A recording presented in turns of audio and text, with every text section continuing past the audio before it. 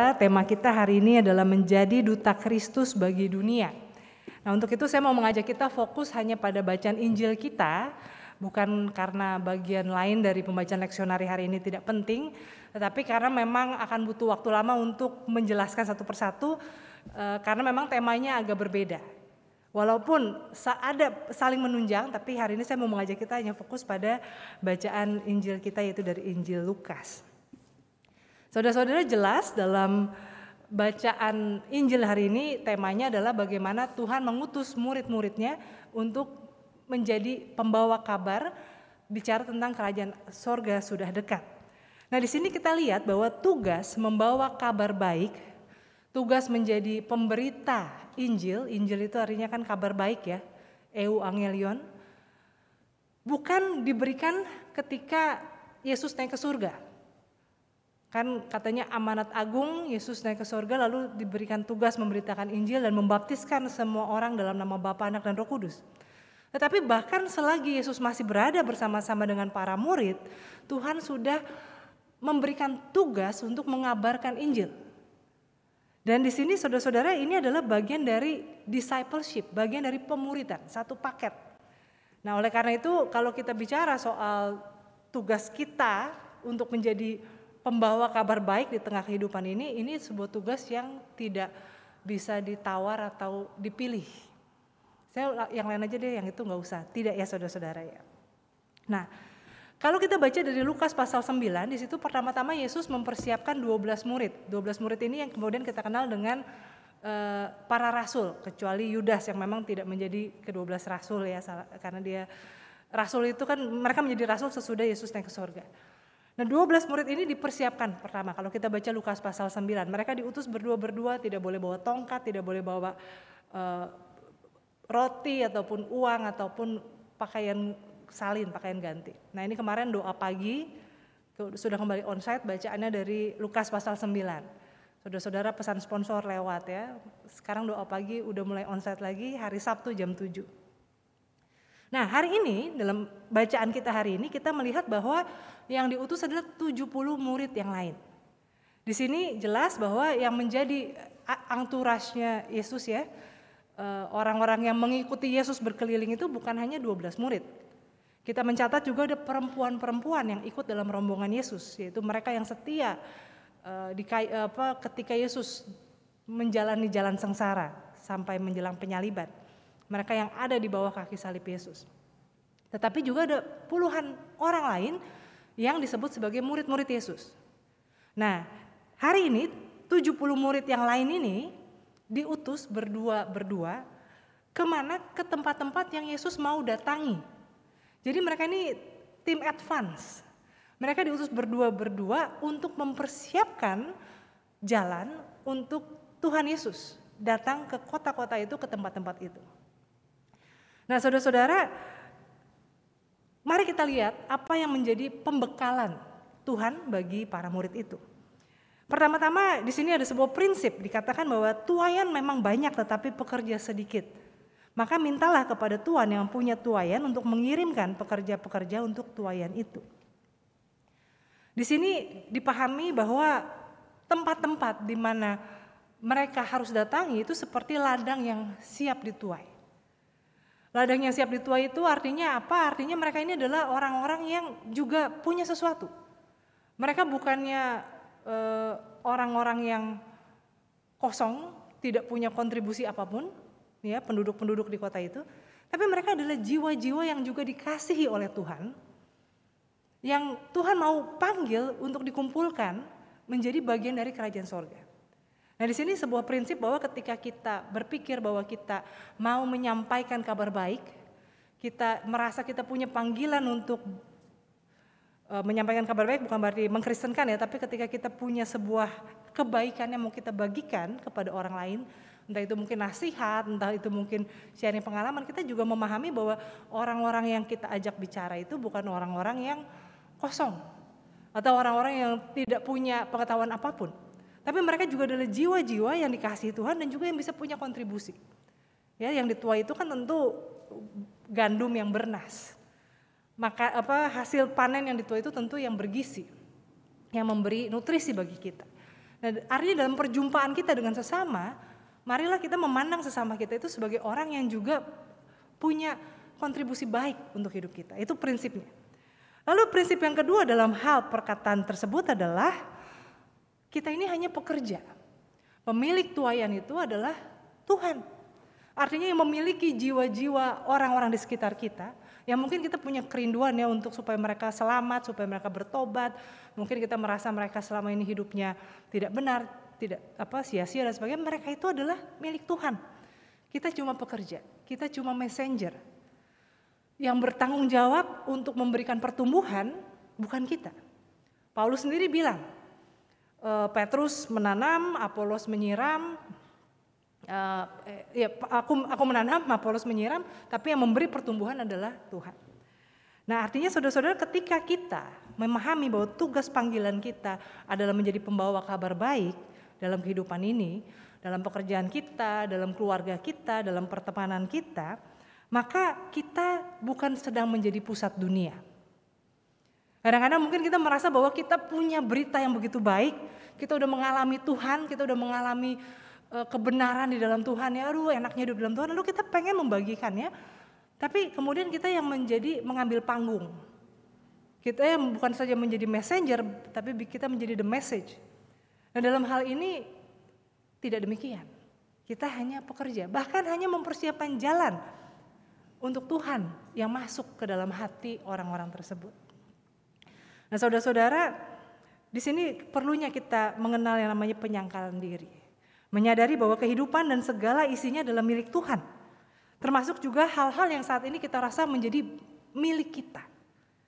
Orang tua tentu ingin memberi nasihat kepada anak-anaknya supaya mereka benar-benar benar, ya betul-betul benar sesuai dengan yang dipikirnya benar oleh si orang tua. Tapi ada saatnya kita menyadari bahwa tugas kita hanya menyampaikan perjalanan. Bahkan anak kita sendiri itu perjalanan dia adalah perjalanan dia dengan Tuhan. Maka tugas kita hanya menyampaikan. Ya, ini prinsip yang kedua. Yang pertama tadi bahwa jiwa-jiwa yang kita ajak bicara dalam menyampaikan kabar baik adalah jiwa-jiwa yang juga bisa menjadi berkat untuk kita. Dan yang kedua adalah saudara-saudara bagaimana bahwa kita ini hanya pekerja, hanya menyampaikan pesan. Lalu perkataan berikutnya dikatakan, pergilah, sesungguhnya aku mengutus kamu seperti anak domba ke tengah-tengah serigala. Saudara-saudara, ngapain anak domba main ke tengah-tengah serigala? Itu kan namanya cari mati. Dan saudara-saudara, kenapa gambarannya seperti itu? Apakah gambarannya artinya orang-orang yang lain ini jahat, buas? Sementara kalau anak Tuhan itu polos, innocent, naif gitu ya? Tidak juga. Tetapi ini mau mengatakan bahwa kita tidak akan pernah siap sepenuhnya untuk menjalani tugas pengutusan. Ya, anak domba yang jalan ke tengah-tengah serigala itu kan nekat ya. Nekat dan penuh dengan keberanian. Dan juga sifatnya anomali gitu ya. Sesuatu yang sifatnya mestinya jangan tapi itu dilakukan. Saudara-saudara, bukan berarti kemudian kita tidak menggunakan rasio kita, tidak menggunakan akal sehat kita, tetapi kita tidak akan pernah siap, kita tidak akan pernah sepenuhnya siap untuk menjalankan tugas panggilan, untuk menyampaikan apa yang Tuhan ingin sampaikan. Saudara-saudara merasa terpanggil untuk masuk ke dunia politik misalnya, mungkin kita tidak akan pernah siap. Itu mungkin contoh yang ekstrim, tapi mungkin saudara ketika saudara misalnya diminta untuk menjadi pengurus di RT, di RW, itu kan juga bisa menjadi cara kita menjadi pembawa kabar baik. Kita tidak akan pernah merasa siap. Ini kayak cari gara-gara ya. Udah sibuk dengan urusan sendiri, udah banyak kerjaan, ngapain nambahin lagi? Seperti domba yang berjalan di tengah-tengah serigala. Saudara-saudara, di sini artinya kalau kita menyadari sebuah panggilan dan kita berkata, Tuhan nanti ya, tunggu sampai urusan saya beres. Tunggu sampai keuangan saya memadai, tunggu sampai anak-anak saya besar dan sebagainya, tidak akan pernah ada waktunya. Pergilah, berjalanlah. Dan artinya apa juga saudara-saudara? Artinya kekuatan kita bukan dari diri kita. Kekuatan kita adalah dari Tuhan yang mengutus kita. Perlindungan itu adalah dari Tuhan yang mengutus kita. Nah, dalam Injil Lukas pasal 9 ke-12 murid itu dibilang pergi nggak boleh bawa tongkat. Bagi para murid tongkat itu tentunya bukan tongkat untuk bantu jalan. Karena mereka relatif masih muda, masih kuat, bisa jalan tanpa tongkat. Maka ketika orang berjalan bawa tongkat itu menjadi simbol keamanan, ya. Karena itu tongkat itu misalnya ada binatang buas bisa dipakai untuk menghalau. Kalau ada ular juga kan dipakai tongkat bisa dilempar gitu ya. Atau kalau ada penjahat bisa dipentung lah, minimal pembelaan diri terakhir sebelum ditusuk pedang, karena penjahatnya mungkin bawa golok, saudara-saudara. Tapi dibilang nggak usah bawa tongkat. Artinya dalam panggilan kita, seringkali kita mungkin merasa butuh perlindungan, butuh pembelaan, butuh kekuatan. Tetapi ketika Tuhan yang melindungi kita, ketika Tuhan yang mengutus kita, maka Tuhan yang akan memberikan kita perlindungan, kekuatan. Dan justru kalau kita bergantung pada kekuatan kita, sama seperti domba tidak akan bisa melawan serigala, apalagi kumpulan serigala.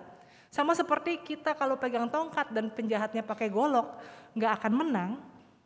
Saudara-saudara, maka kalau kita mengandalkan kekuatan kita sendiri, akan sia-sia. Tetapi di sini kita lihat bahwa dalam panggilan kita, Tuhanlah yang akan memberikan kita kekuatan dan yang akan melindungi kita. Dikatakan juga di sini bahwa dalam kuasa itu bahwa Engkau kuberi kuasa untuk menahan kekuatan musuh sehingga tidak ada yang akan membahayakan kamu. Lalu berikutnya saudara-saudara, para murid juga dikatakan jangan membawa pundi-pundi, artinya jangan bawa duit, jangan bawa bekal, jangan bawa makanan atau kasut. Nah, kasut di sini sama seperti baju ganti, spare, cadangan untuk jaga-jaga. Padahal bukannya makanan itu sesuatu yang basic ya. Kalau pergi masa nggak boleh bawa duit sih? Kita aja kalau pergi kalau dompet ketinggalan balik lagi kan nggak mungkin. Dan apa salahnya dengan berjaga-jaga kita punya spare? Nah saudara-saudara, di sini bukan berarti secara harafiah nih ya, kita menjalani hidup kita nggak mikirin soal penghasilan, kita nggak punya tabungan, kita nggak punya rencana masa depan, bukan. Tetapi itu semua bukan menjadi andalan kita. Bahkan sebaliknya, lepaskanlah semuanya itu dalam arti tidak menjadi ambisi kita, tidak kita kejar, tidak kita jadikan sebagai andalan kita. Maka lihatlah bagaimana Tuhan akan memberikan dan Tuhan akan menyediakan sepanjang perjalanan. Para murid yang diutus dibilang jangan bawa makanan apapun, ya, jangan bawa apapun. Tapi bagaimana mereka hidup? Dari kota ke kota selalu ada yang menerima mereka. Ada yang memberikan makanan untuk mereka. Makanya mereka kembali dengan laporan kisah keberhasilan mereka. Saudara-saudara, sekali lagi bukan berarti kita di zaman modern sekarang ini hidup tidak punya tabungan, tidak punya pekerjaan, bukan. Tetapi tidak mengandalkan itu semua karena Tuhan yang akan menyediakan dan yang akan mencukupkan. Dan juga artinya jangan menunggu sampai semua rasanya cukup, rasanya mapan, baru kita mau melakukan apa yang menjadi tugas panggilan dari Tuhan. Nah saudara-saudara, lalu dikatakan lagi, jangan memberi salam kepada siapapun selama dalam perjalanan. Lah apa salahnya memberi salam? Kalau ketemu orang lalu kita nggak memberi salam kan malah menimbulkan salah paham, bisa disangka sombong, ya bisa disangka tidak punya respect, nggak punya sopan santun. Apa salahnya memberi salam? Nah saudara-saudara, saya teringat dengan kisah Abdi Allah dalam 1 Raja-Raja 13. Dalam kisah 1 Raja-Raja 13 ketika Yerobeam menjadi Raja Israel Utara, dia ceritanya mau memberontak terhadap status quo ya. Yerobeam itu kan dulu kan anaknya Salomo, Rehabeam mau jadi raja, lalu terjadi pemberontakan, dipimpin oleh Yerobeam menjadi raja tandingan. Jadi di dalam rangka memberontak terhadap status quo, dia juga mengatakan siapa aja bisa menjadi imam. Maka dia naik ke altar, dia mempersembahkan korban di atas mezbah, padahal dia bukan seorang Lewi, dia bukan keturunan Harun. Nah kemudian ada Abdi Allah yang diutus untuk menegur dia. Dan Abdi Allah itu berkuasa, karena ketika dia menegur, lalu Yerobeam mau marah gitu ya, tangannya nggak bisa balik gitu ya. Tangannya nggak bisa balik, kalau mezbah itu Di mana dia mempersembahkan korban, mezbah itu hancur berkeping-keping menjadi abu. Lalu Yerobeam didoain, tangannya baru balik. Terus mau diajak makan nih abdi Allah itu kan. Nah, dia katakan no. Tuhan sudah berpesan bahwa aku tidak boleh mampir makan dengan siapapun. Lalu dia jalan. Ada lagi yang ngajakin makan? No, enggak. Tuhan bilang enggak boleh mampir-mampir, enggak boleh makan.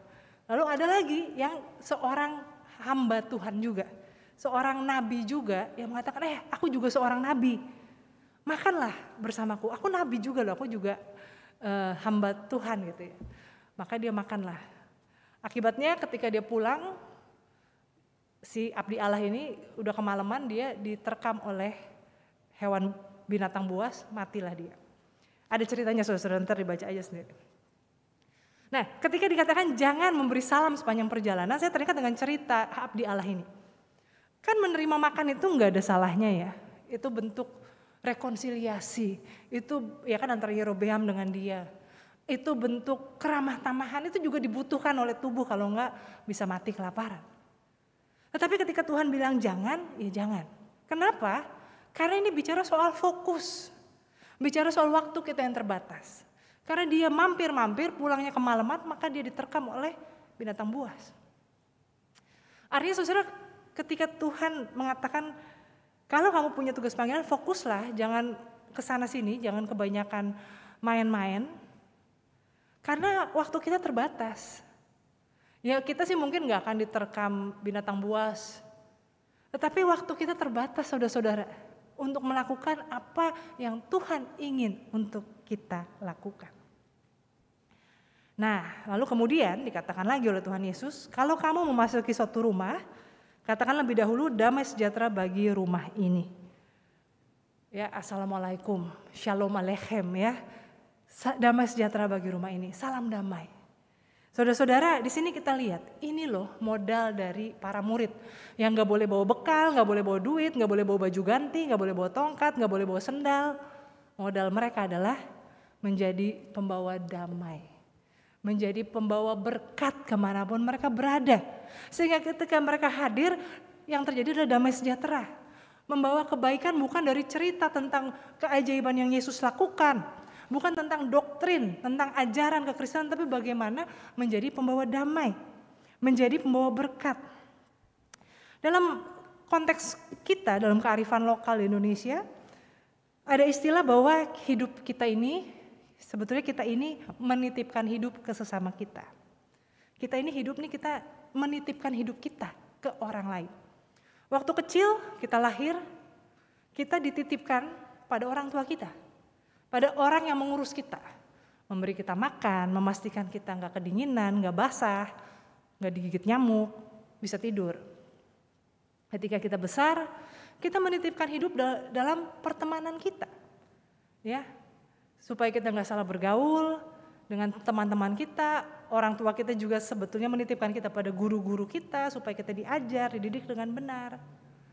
Lalu ketika dewasa kita menitipkan hidup pada satu sama lain, menitipkan hidup pada pasangan.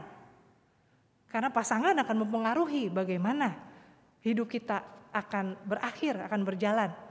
Pada keluarga besar dari pasangan kita dan sebaliknya. Bukan satu arah ya, saling menitipkan. Dan ketika kita makin tua, kita juga menitipkan hidup pada orang-orang yang mau merawat kita. Kita menitipkan hidup pada tetangga kita. Kita juga menitipkan hidup pada pengemudi lalu lintas yang memastikan bahwa semua orang hati-hati kalau berkendara, supaya nggak ada yang ketabrak. Saudara-saudara, pada dasarnya hidup kita ini, kita menitipkan hidup kita pada satu sama lain. Nah, oleh karena itu modal para murid di sini adalah bagaimana kehadiran mereka membawa damai sejahtera. Bukannya malah mendatangkan kerusuhan. Dimanapun kita berada, membawa kebaikan. Menjadi berkat itu bukan berarti ketika kita bisa ngasih materi loh. Menjadi berkat itu ketika kita membawa kebaikan. Kita membawa pengharapan.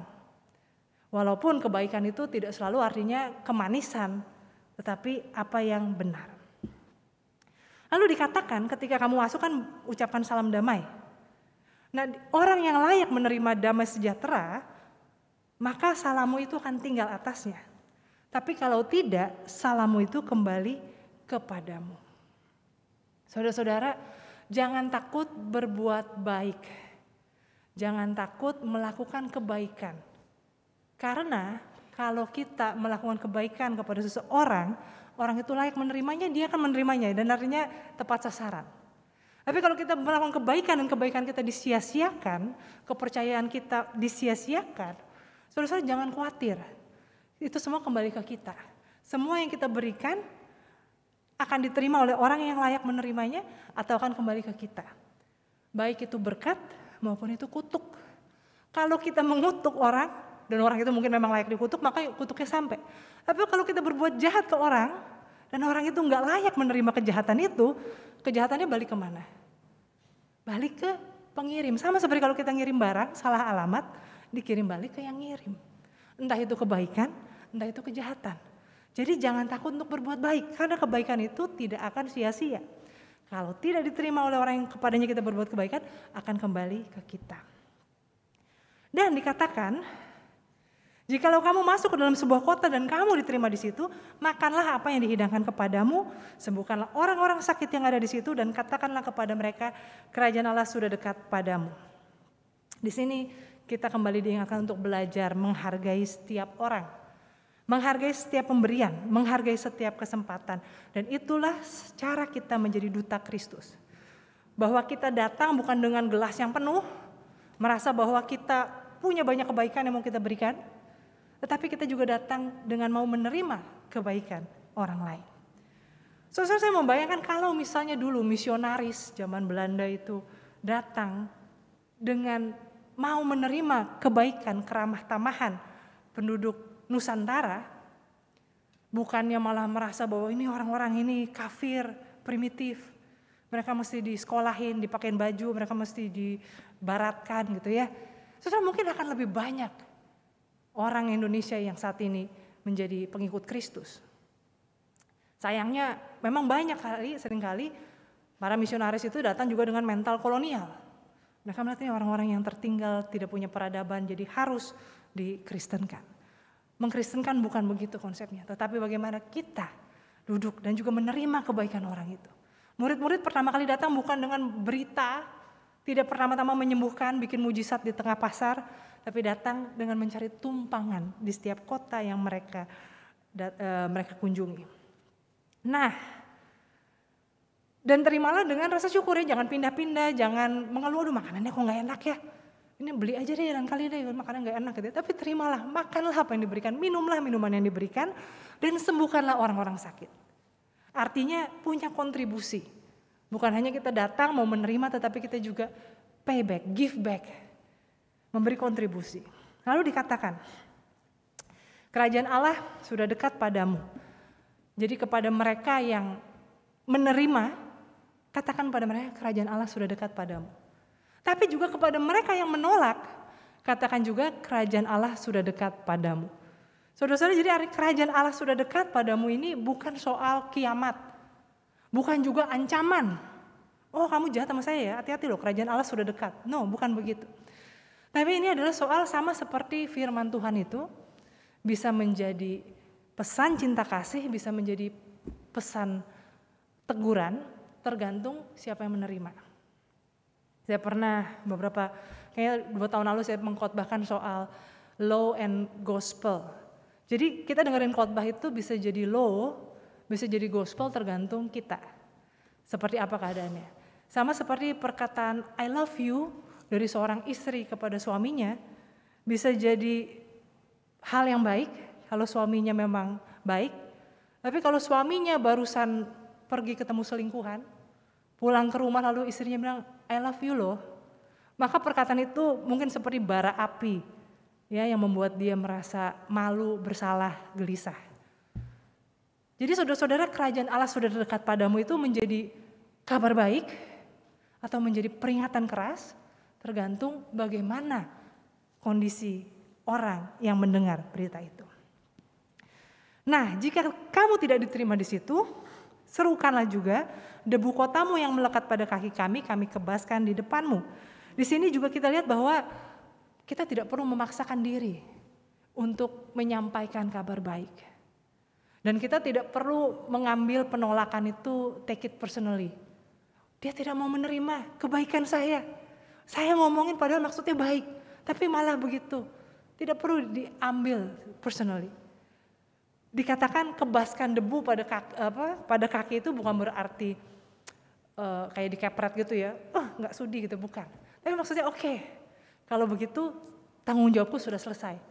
I'm not taking anything from you, from your town, not even the dust of your city. Saya nggak ngambil apapun dari kamu, bahkan tidak debu sekalipun sudah udah kesetan gitu ya, jadi debunya juga nggak kebawa. Saudara-saudara, ketika kita mau menyampaikan kebaikan, ketika kita mau menyampaikan cinta kasih Tuhan, belum tentu akan selalu diterima dengan baik. But it's okay, karena kita hanya messenger. Kita hanya pembawa pesan. Tuhan katakan, karena kalau kamu yang menolak kamu juga menolak aku, dan yang menolak aku menolak Dia yang mengutus aku. Hidup ini anggaplah sebagai sebuah tarian. Kalau kita menari, ada orang yang mau ikut bergabung, dengan senang hati kita menari bersama. Tapi kalau ada yang cuma mau nonton, ya udah. Kalau ada yang nggak suka juga ya udah, kita pindah aja, jangan nari di depan dia gitu ya. Pindah ke tempat lain. Nah, saudara-saudara, hidup itu adalah sebuah hidup menjadi duta Kristus itu bukan soal tugas. Dalam arti bukan sebuah kegiatan. Bukan hanya kita berpikir, oke, kalau gitu saya masih pelayanan, di GKI Surya Utama ada Pokja Misi, saya gabung deh ke Pokja Misi. Atau nanti kapan nih ada baksos, saya mau ikut deh gitu ya. Bukan begitu saudara. Tetapi menjadi duta Kristus, menjadi pembawa kabar baik itu adalah seluruh hidup kita. Mulai dari bangun tidur sampai kita merem lagi. Dalam setiap perjumpaan, dalam setiap pertemanan, persahabatan, dalam setiap relasi yang kita ciptakan. Bahkan termasuk juga dengan orang-orang yang serumah dengan kita. Yang udah tahu jelek-jeleknya kita. Artinya saudara-saudara, kita menjadi pembawa kabar baik, kita meneruskan cinta kasih Tuhan. Bagaimana tadi ya, dengan melihat orang itu sebagai jiwa yang dikasihi Tuhan. Jiwa-jiwa yang bernas yang juga membawa kebaikan untuk kita. Dan bagaimana kita berbagi tanpa memaksakan. Dan bagaimana kita mau menerima kebaikan mereka sambil juga kita punya kontribusi positif dalam hidupnya. Dan bagaimana hidup kita menjadi damai sejahtera, menjadi berkat dimanapun kita berada. Nah saudara-saudara, terakhir. Ini memang jadi kayak Bible study ya khotbahnya ya. Makanya agak panjang. Terakhir, Yesus katakan bahwa kamu punya kuasa atas setan-setan, ular, kalajengking itu bisa kamu injak. Kamu punya kuasa. Tapi jangan berbangga, jangan bersuka cita karena itu. Karena bukan soal kita bisa ngusir setan, atau kita nggak pernah lecet, atau misalnya kalau kita pergi itu misalnya ada kecelakaan semua kena kita selamat. No, bukan karena itu. Jangan sampai menjadi punya kesombongan rohani atau delusi bahwa kita tidak bisa lecet atau kalau ada orang jatuh itu karena dia berdosa, bukan. Tuhan memberi kuasa, Tuhan memberi perlindungan. Tapi itu semua adalah untuk melakukan tugas ya. Karena diutus yang menjadi kebanggaan kita. Ya, kalau kita mau bermegah, maka kita bermegah pada salib Kristus. Kalau kita mau bersukacita karena karena nama kita tercatat di surga, dalam arti bukan bicara soal mati pasti masuk surga, bukan soal itu, tapi bahwa kita beroleh keselamatan, kita menjadi bagian dari kerajaan surga. Dan untuk itu kita harus terus menguji kemurnian hati kita, menguji intensi kita, memastikan bahwa kita memang berjalan bersama dengan Tuhan, bukan untuk kepentingan ego kita sendiri. Biarlah kiranya Tuhan yang mengutus ke-70 murid ini juga mengutus dan memperlengkapi setiap kita untuk menjadi kebaikan, pembawa damai sejahtera dimanapun kita berada. Amin.